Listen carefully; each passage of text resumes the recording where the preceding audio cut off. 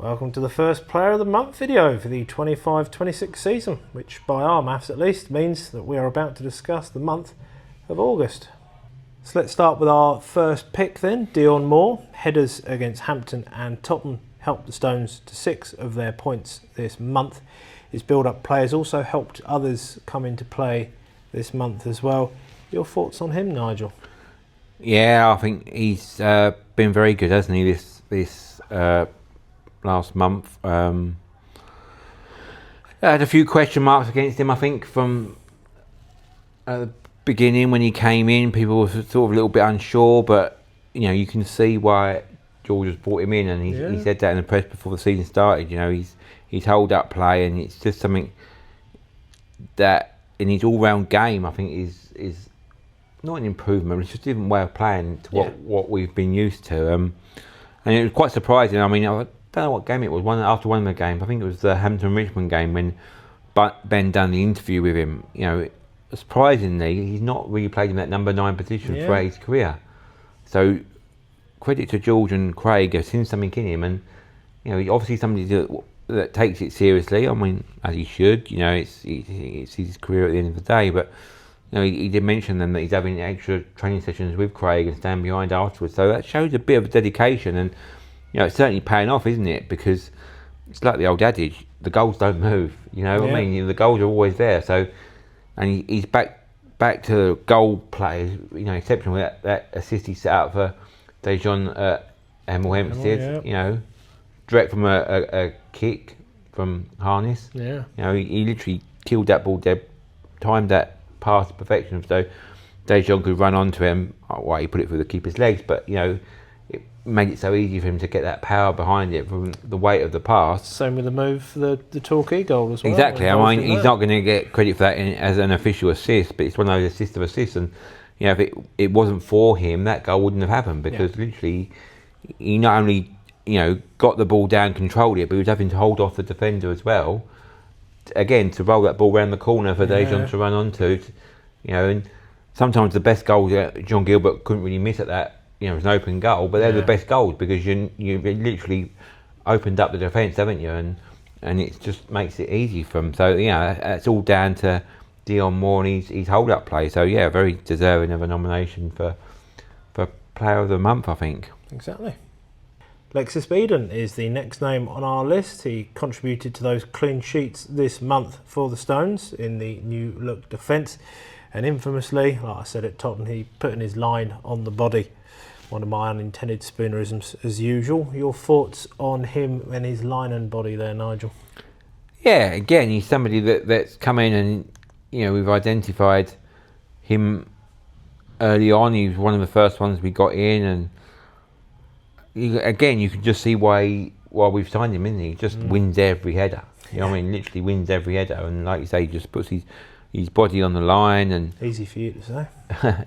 Puts his body on the line, and you know, it gives you so much confidence. Now we've got a new keeper coming in, and we'll mention him sort of shortly, and both keepers really we've used this month. You know, if you've got somebody as solid as that in front of you, and you know, he's played a lot of games alongside George Fowler, last season's Player of the Year. You know, so again, he's helped him sort of settle in, and again, they've just formed that partnership at the back there. And they're, you know, different sort of players, but it's knowing what your role is, and his role is to sort of be that rock at the back and that win the headers, and you know, and he's done that great. And you know, he hasn't added a goal to his repertoire yet, but I'm sure that will come because he's been in a few positions from set plays to be in that, isn't it? So again, that's going forward. Hopefully, it's something we will see. But you know, from what we've seen, you know, he's been instrumental in those 3 clean sheets that we've kept. Well, in an ideal world, he scores against Worthing now, so they can tell when we recorded all of this, can't you? That'll be handy. So TJ Bramble is the third name on this month's list. No stats or goal contributions for him just yet, but his presence in the midfield so far, as we mentioned in the Worthing preview, has really helped the Stones' steady build in this opening month of August. Nigel, your thoughts on him? Yeah, again, and I've mentioned it on previous previews, haven't I? That you know, he's been a real revelation, really. Yeah. I mean, he's coming again. He's that player that we've not really had before. You know, that proper defensive midfield player. Yeah.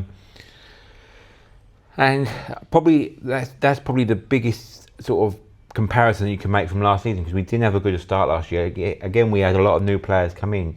Yeah. But if you remember last season, Jordan Hinks was out injured early doors, wasn't he? Yeah. In the Sam Corn again picked up an injury in pre-season. Yeah.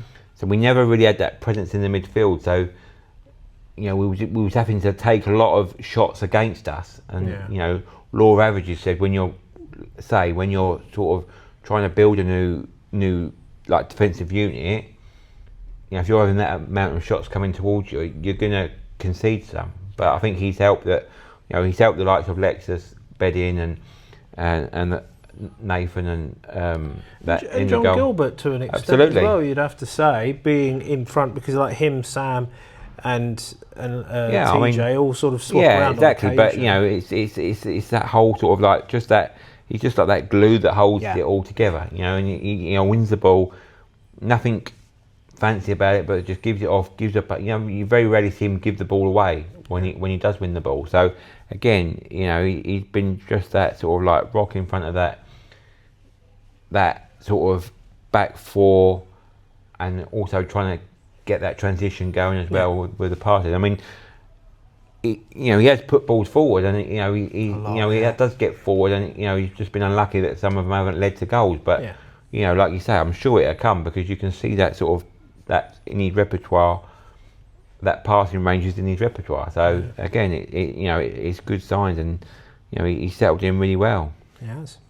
Special mentions for the goalkeepers then, both of them this month, Nathan Harness and Lenny Holden, contributing with their clean sheets, and some standout saves this month as well, both in need of a shout out, methinks, Nigel. Oh, absolutely.